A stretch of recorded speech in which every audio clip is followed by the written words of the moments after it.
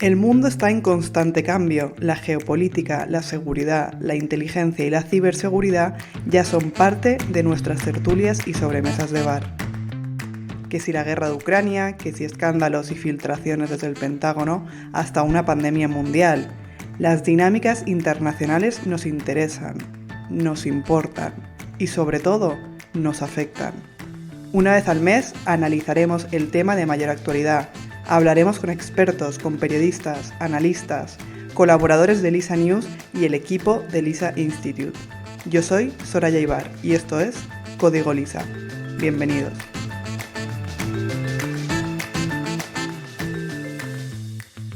Este podcast está organizado por el equipo de Lisa Institute.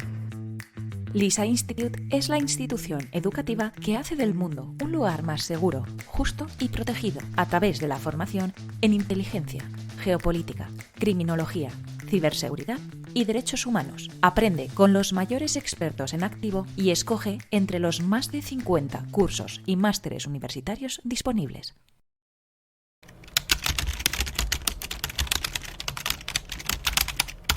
La web, las 3 W, representan una de las tantas formas en las que la información puede fluir a través de Internet. La palabra web, que se traduce como red al español, hace alusiones a cómo cada bit de datos en línea está entretejido y vinculado a cualquier otro bit de datos. A medida que nuestras vidas y nuestra información personal se traslada al mundo digital, una parte de nosotros comienza a enredarse con los datos del resto de usuarios, casi como si todos fuéramos un mismo ente. Y a raíz de esta interdependencia crecen los miedos. ¿Es seguro compartir nuestros datos en la red? ¿Deberíamos tener miedo y respeto a Internet? ¿Lo tenemos siquiera?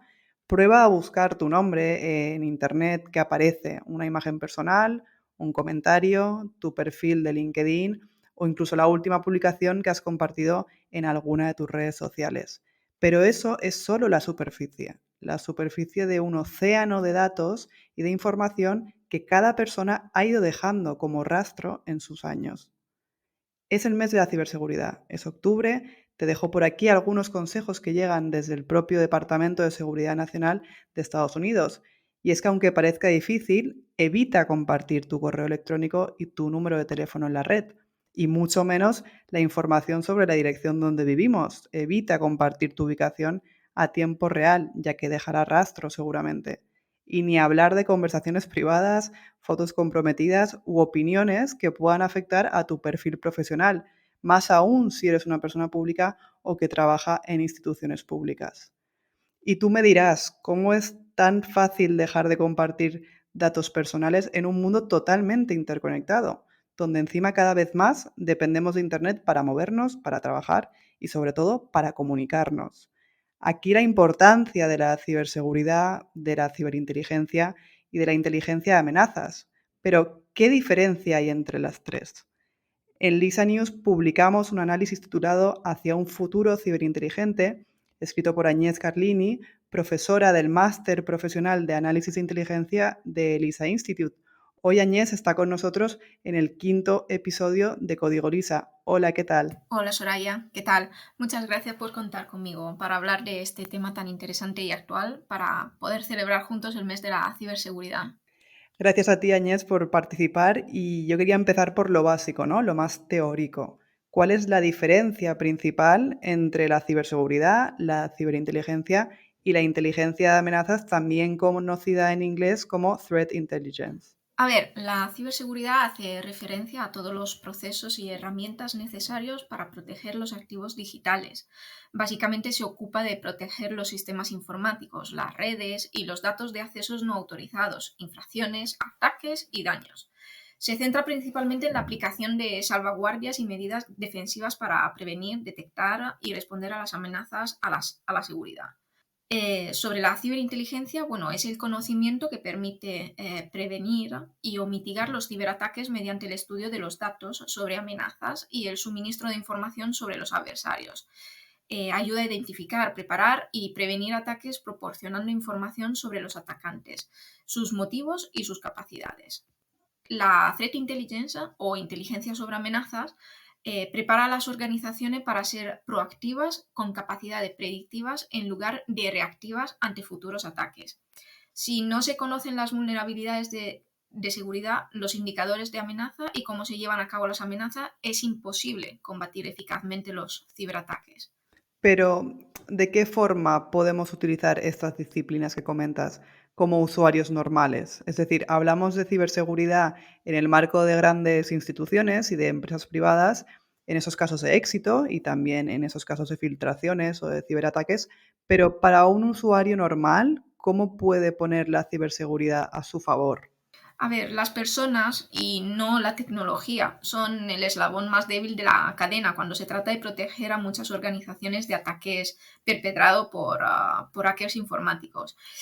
No atender a los protocolos de seguridad mínimos tales como la utilización de antivirus, firewalls o la actualización de sistemas en muchas ocasiones incrementa el riesgo de sufrir un ciberataque en las empresas. Así que se hace necesario concienciar a las personas trabajadoras para que sean conscientes de los riesgos que se derivan de determinadas conductas y que ponen en peligro la seguridad de las organizaciones.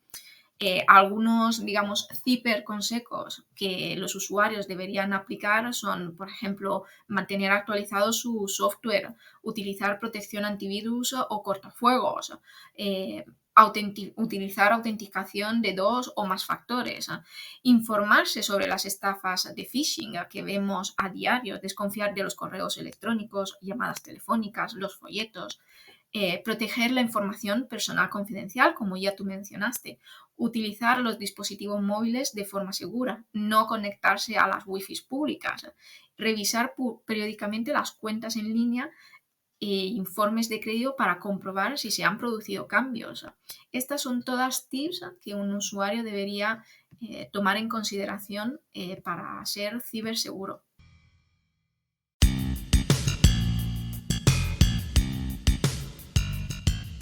Hablaba hace un momento sobre ciberataques y en el segundo episodio de Código Lisa contamos algunas de las mayores filtraciones en el campo de la inteligencia, ¿no? Desde los papeles del Pentágono hasta el caso Discord, entre muchos otros. Pero, y en el marco de la ciberseguridad, ¿cuáles son los mayores ciberataques registrados en la historia? Escucha que te cuento.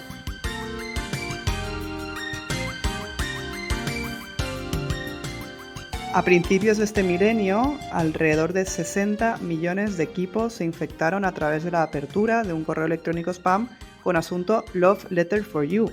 En el interior, una única frase, I hate going to school, que se traduce al español como odio ir al colegio. Una campaña de phishing en toda regla que se posiciona como una de las más efectivas por la desinformación que había en aquel momento sobre temas de ciberseguridad. El gusano, escrito en VP-Script, se instalaba en el ordenador y borraba todos los ficheros con extensiones JPG, JPG y MP3 y lo sustituía por un troyano que intentaba recabar información confidencial. Pero, ¿qué es un gusano informático, Agnès? Un gusano informático es un tipo de malware que puede propagarse o autorreplicarse automáticamente sin interacción humana, lo que permite su propagación a otros ordenadores a través de una red. Un gusano suele utilizar la conexión a Internet o a una red de área local, conocida como LAN, de la organización víctima para poder propagarse. Los gusanos aprovechan las vulnerabilidades de los sistemas operativos para instalarse en las redes. Pueden acceder de varias formas, a través de puertas traseras integradas en el software o, por ejemplo, a través de memorias USB.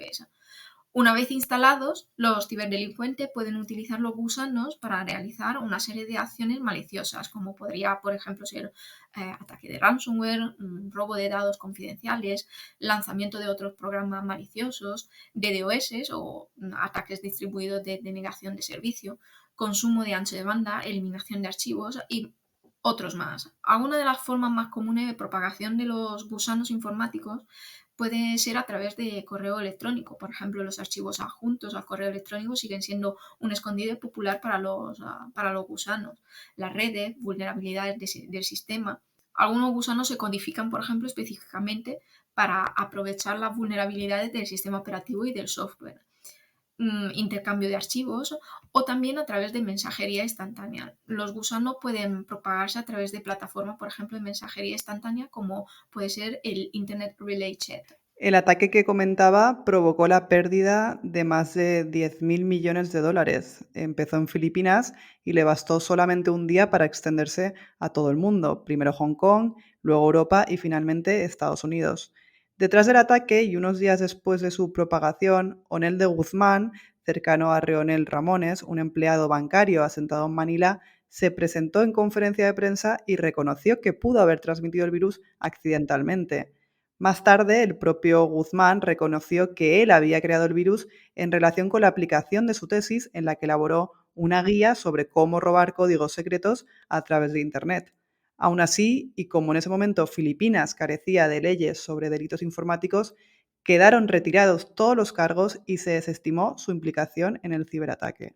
Este caso no solo habla de la importancia de crear una cultura de ciberseguridad, sino también de la aplicación de las leyes y de la evolución de las bases legales, tanto nacionales e internacionales, para paliar sus efectos. Y en todo caso, dar con los ciberdelincuentes. En el marco internacional, Añés, ¿cómo se rigen los ciberataques hoy? ¿Hay un marco compartido y un protocolo base?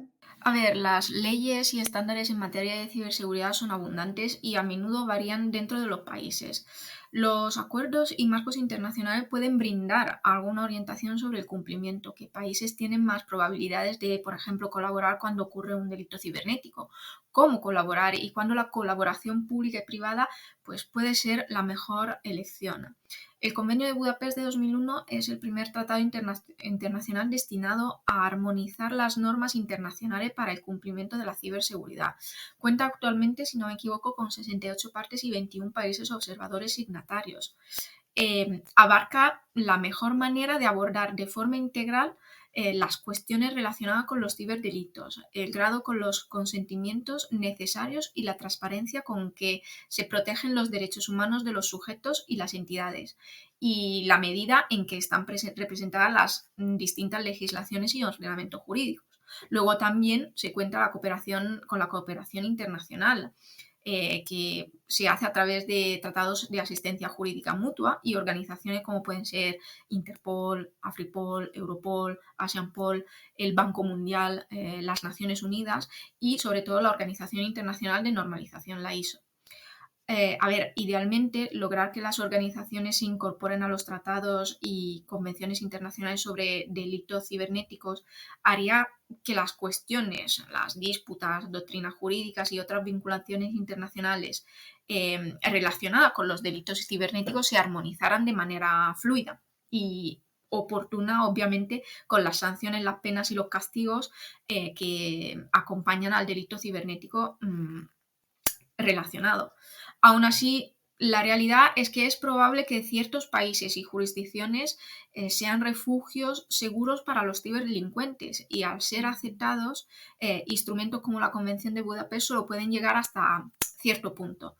Lo que falta todavía son sanciones potenciales para aquellos que no opten por participar o que den refugio a los cibercriminales.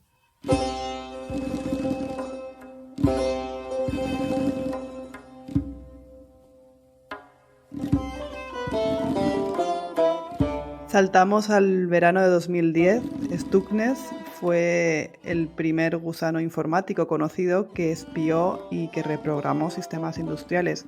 ¿Qué nos puedes contar sobre esta peculiaridad, Añez? Bueno, cuando el presidente iraní Ahmadinejad asumió el poder en 2005, hizo alarde públicamente de su intención de desarrollar la capacidad nuclear del país. Esto incluía entonces el enriquecimiento de uranio hasta un grado que pudiera utilizarse para la energía nuclear. Por supuesto, esto conmocionó bastante la comunidad internacional. Stuxnet se ha convertido en sinónimo de ciberataques y ciberguerra. A día de hoy se sigue preguntando quién creó Stuxnet, aunque hay muchas especulaciones que lo atribuyen a Estados Unidos e Israel a través de la operación Olympic Games. Es un gusano informático muy sofisticado que se hizo ampliamente conocido en 2010. Aprovechaba vulnerabilidades de día cero de Windows desconocidas hasta entonces para infectar sistemas y propagarse a otros sistemas. Estaba dirigido principalmente a las centrifugadoras de las instalaciones de enriquecimiento de uranio de Irán, con la intención de desbaratar de forma encubierta el entonces incipiente programa nuclear iraní.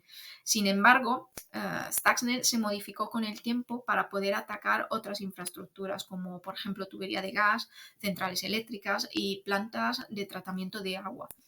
A día de hoy sigue siendo uno de los ataques de malware más avanzados de la historia. Y fue importante por varias razones. Digamos, se considera como la primera arma digital del mundo. En lugar de limitarse a secuestrar ordenadores o robarles información, lo que es conocido como el ransomware, Stuxnet salió del ámbito digital para causar la destrucción física de los equipos controlados por los ordenadores. Sentó, digamos, el precedente de que era posible atacar la infraestructura de otro país mediante un malware. Fue probablemente también creado por otro estado o estados, aunque no fue el primer ataque de ciberguerra de la historia. En su momento se consideró, digamos, el más sofisticado. Fue muy eficaz. Habría arruinado casi una quinta parte, si no me equivoco, de las centrifugadoras nucleares iraníes. El gusano infectó más de 200.000 ordenadores y provocó la degradación física de 1.000 máquinas. Utilizó 4 vulnerabilidades diferentes de día cero para propagarse, lo que era muy inusual en 2010 y que sigue siendo poco común. Entre esos exploits había uno tan peligroso que simplemente requería tener un icono visible en la pantalla y no era necesaria ninguna interacción. Aunque Stuxnet no fue considerado como el 11S cibernético ni el Pearl Harbor electrónico del que muchos expertos en ciberseguridad hablaban, ha claramente desencadenado otra forma de carrera, digamos, armamentística con consecuencias graves e imprevisibles. La empresa de seguridad que descubrió Stuxnet estaba ubicada en Bielorrusia y algunas fuentes desde Rusia afirmaron que era un prototipo funcional y aterrador de una arma cibernética que conduciría, como comentaba Áñez, a la creación de una nueva carrera armamentística mundial. Más tarde, como decía también Áñez, se descubrió que el 60% de los ordenadores infectados estaban en Irán y que incluso fue capaz de retrasar la puesta en funcionamiento del programa nuclear de Bushehr en el país persa, provocando grandes daños físicos. Se podría decir que Irán fue el primer objetivo de una guerra cibernética real y, como comentabas, la autoría todavía es un misterio, ¿no? En su momento, fuentes del New York Times la atribuyeron a los servicios secretos estadounidenses e israelíes, aunque más tarde lo desconfirmaron. En este caso, Añez, vemos una relación directa entre geopolítica y relaciones internacionales con la ciberseguridad y los ciberataques, ¿no? El ciberespacio se está convirtiendo en un nuevo campo de batalla y en un área de competencia geoestratégica. La creciente sofisticación y frecuencia de los ciberataques plantean importantes riesgos y amenazas tanto a gobiernos como a empresas y a particulares. Vivimos en un mundo en rápida evolución. La intersección entre geopolítica y ciberseguridad presenta un terreno muy complejo que exige una mezcla única de conocimientos especializados. La era digital ha dado paso a una nueva era de guerra en la que las batallas virtuales se libran junto a las físicas. Y el dominio de las tecnologías es tan crucial como la comprensión de la política mundial. La geopolítica del siglo XXI se caracteriza por una intricada dinámica de poder, interdependencias económicas e interconectividad digital. Las rivalidades tradicionales entre estados se han extendido al ámbito cibernético, donde actores maliciosos, tanto patrocinados por Estado como no, aprovechan las vulnerabilidades para poner en peligro infraestructuras críticas, robar datos confidenciales y sembrar en algunas ocasiones también la discordia. A medida que se amplía el campo de batalla digital, el impacto de los ciberataques puede ser de gran alcance, eclipsando potencialmente los daños causados por el armamento convencional. Las armas cibernéticas se han convertido en una fuerza formidable en la arena geopolítica, capaz de perturbar las economías, influir en las elecciones y comprometer la seguridad nacional. Las consecuencias potenciales de un ciberataque con éxito son enormes, desde la inutilización de redes energéticas, por ejemplo, hasta la paralización de sistemas financieros. Además, a diferencia de las armas convencionales, cabe destacar que los ciberataques pueden lanzarse a distancia, de forma anónima, con una negación plausible, lo que complica aún más la atribución y las represalias. 6 años después, en 2016, aparece un ransomware que infecta los ordenadores, encripta los datos y pide un rescate a cambio. Estamos hablando de Petya, el virus que infectó a los sistemas Windows a través de un PDF ejecutable y que le costó a la naviera danesa Maersk alrededor de unos 250 millones de euros. Pero no todo quedó ahí. Un año después aparece una nueva versión de este virus, Ahora con otro nombre, NotPetya, vemos que hay una mutación aparentemente similar, pero mucho más potente. Por mucho que se pagase por el rescate, en este caso los archivos no se recuperaban. El virus atacaba por su cuenta y no necesitaba la gestión humana. ¿Estos casos son frecuentes, Agnès? A ver, NotPetya, según Kaspersky Lab, no era un ransomware real porque no se podía descifrar. Más bien lo definieron como un limpiador de disco, ¿no? Y los atacantes se escudaban en una falsa petición de rescate de $300 para encubrir lo que resultó ser su verdadero propósito destructivo. NotPetya, si no recuerdo mal, surgió 5 semanas después de otro peligroso ransomware que fue el WannaCry, que también afectó a muchísimos países a nivel mundial. Se considera como una verdadera ciberarma y compartía con el WannaCry el uso de Eternal Blue, que es una herramienta cibernética desarrollada y robada a la Agencia de Seguridad Nacional de Estados Unidos, la NSA. Todo lo que necesitó para propagarse fue un solo ordenador con Windows 10 sin parchear, o un PC con una versión antigua de Windows dentro de una organización. Y junto con la herramienta que acabo de decir, el Eternal Blue, habría otra poderosa herramienta que se llamaba Mimikatz, que podía extraer contraseñas de la memoria, y juntas permitía que el ataque se moviera de una máquina a otra. Digamos que después del NotPetya, ransomware pasó de ser algo utilizado de forma oportunista por los ciberdelincuentes, porque sabemos que piden un rescate, a casi un arma de guerra en la que los actores del Estado-Nación utilizarían este malware como una herramienta para evitar que otras organizaciones y países grandes y significativos puedan trabajar de forma eficiente, con lo cual causaría discordia y un estrés general entre la población y la administración pública. En la actualidad y con el desarrollo de las tecnologías, es más sencillo para los ciberdelincuentes entrar en los sistemas operativos de grandes empresas e instituciones públicas. Pero también hay más ciberconciencia, hay más información, más cursos, sesiones informativas y programas que protegen nuestros datos, o al menos eso parece, de los ciberataques. ¿En qué punto estamos y cuál es el papel actual de la ciberseguridad, de la ciberinteligencia y de la inteligencia de amenazas? ¿Estamos mejor preparados a pesar de que hay más herramientas digitales disponibles? Buena pregunta. A ver, desde luego estamos mejor preparados que hace unos años. Aún así nos queda mucho camino por recorrer. Hay que fomentar y aumentar el nivel de conocimiento entre las personas, las empresas y tanto en el sector público como en el privado. Sobre todo hago hincapié en las pymes. Nadie está exento de ser víctima de un ciberataque. El no ser consciente o no tomar seriamente los inconvenientes y pérdidas que estos pueden causar hace que todavía haya pérdidas por millones de euros cada año.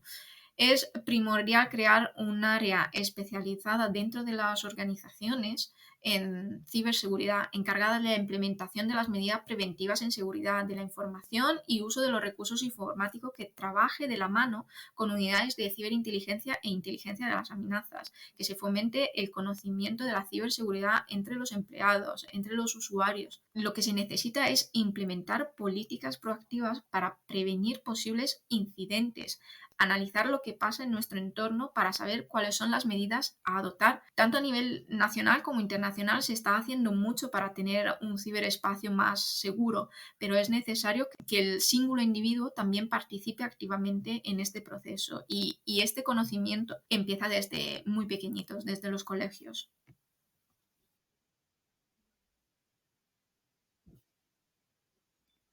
Sin duda nos apuntamos todas estas recomendaciones. Gracias por tu tiempo, Agnès. Si quieres aprender sobre esto y mucho más, os animo a todos los que nos estáis escuchando a apuntaros al máster profesional de analista de inteligencia de LISA Institute o al curso de director de ciberseguridad, entre muchos otros cursos.